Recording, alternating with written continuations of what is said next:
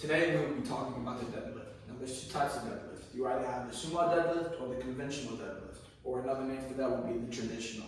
With the Sumo Deadlift, you target more of the inner thighs, the quads, and the glutes, versus the conventional deadlift, where you're targeting more of the hamstrings and the lower back. Now, with a conventional deadlift, what you want to do is get your feet at least hip width apart. You can go a bit more narrow if you want, but with me, I like my feet hip width apart. You want your hands just outside of your hips. You don't want it wide, you don't want it narrow, just outside of your hips. This is the hip hinge movement.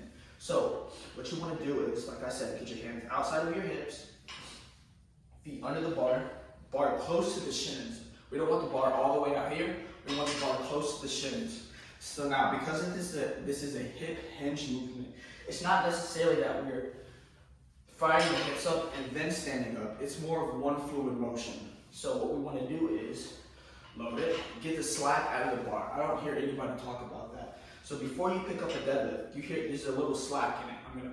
You heard that? That's the slack in the bar. You want to get that slack out before you pick the bar up. Because now you're tight and you're ready to explode up and push your hips through. Now I'm going to be showing you what it looks like to do a deadlift from the side view.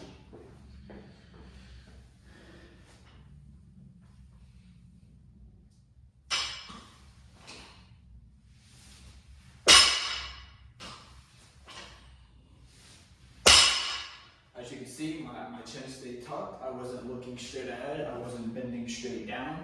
It stayed tucked. I pulled so whenever you pull the slack out of the bar, that is you basically engaging your scapulars.